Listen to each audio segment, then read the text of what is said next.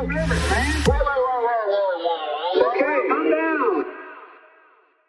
Biden, our president, had some really important words to say about 9/11 and its relationship to him. So let's take a look.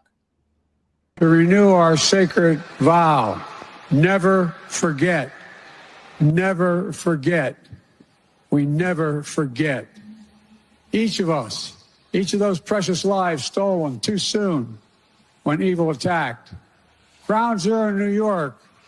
And I remember standing there the next day and looking at the building. I felt like I was looking through the gates of hell. It looked so devastating because from where you could stand. So that's moving, but there's only one problem, which is that Biden wasn't actually there. No, he was busy being like senator of Delaware at the time. Yeah, right. I mean, I guess the guy just has so much empathy. Maybe he felt like he was there. This is something that Joe Biden kind of does that I kind of like about him is he has a little bit of a Forrest Gump syndrome. He does like place himself in historical events that he was not at. Not the president, right? Exactly. Yeah, that's true. My favorite one, of course, is the Nelson Mandela story where he pretends that he got arrested visiting Nelson Mandela. Yeah, and I think it turns out he waved at a motorcade or something. Yeah, he went through a security check at an airport in South Africa, as is one's wont when they're moving through a South African airport. But it is kind of like, he usually gets a total pass, but CNN actually the other day did something that we don't usually see, and they explored some of his embellishments. Let's take a look at this.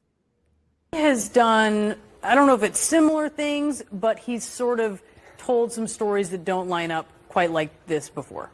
This president has a pattern at this point of either inventing or embellishing stories about his own past, his biography. He did it 3 times in one speech last month alone. Wow. He claimed he had witnessed a bridge collapse in Pittsburgh when he actually showed up about 6 hours later. He claimed that his grandfather had died just days before he was born himself at the same hospital. In fact, his grandpa died more than a year before in a different state, not the same hospital. And he also repeated a favorite false story that I and others have debunked over and over again about a supposed conversation with an Amtrak train conductor he was friends with, who was actually deceased at the time the conversation would have had to take place. And that's... Well, I mean, he could have been speaking to him like his spirit, to be fair.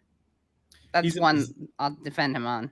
Joe Biden is a spirit medium, much like Whoopi Goldberg from Ghost. In Ghost, that's exactly what I was thinking of, Ghost. I cried when I saw that movie, I'm not going to lie. It's a very moving movie. That's not all. There's some more serious ones in my view. Previously in his presidency, he claimed at one point he'd been arrested during a civil rights protest when, in other versions of the story, he just said an officer had taken him home from a protest. He said he had visited the Pittsburgh synagogue where worshippers were killed in a 2018 mass shooting. In fact, he had actually spoken to the rabbi, but never went.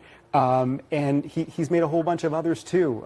He said at one point, Republicans like to bring this up, he said that he used to drive a tractor trailer, he used to drive an 18-wheeler. Never happened. The White House later clarified he used to drive a school bus at one point as a job briefly. School bus, of course, not an 18-wheeler. So whatever his intentions, whether it's foggy memory about stuff that's going on decades ago or deliberate embellishment, this is an unfortunate pattern that keeps coming up again and again with Joe Biden. Wow. Yeah. You know what's funny about Joe Biden is the one story that actually sounded the fakest that he told was actually 100% true and fact checked was his fight with Corn Pop. Corn Pop, a scary dude, a bad dude. That turns out to be really true. There was a gang member named Corn Pop with a straight razor. A straight razor, yeah. Who Biden made fun of. He compared him to Esther Williams. Yeah, I do like it. Yeah, and like all the children surrounding him in that video. Oh my God, that's an amazing video. Yeah. Yeah, if you've never seen Joe Biden, I guess it was his way he campaigns on like the black side of like Wilmington, Delaware. As he just tells his like gang story from like the 60s. So it's like all West Side Story, but it's all these like kids like in like 2017 or something. I think they like named a slide after him or a diving board or something. Oh, that's nice. Yeah. They should have named after Corn Pop. There should be the Corn Pop pool.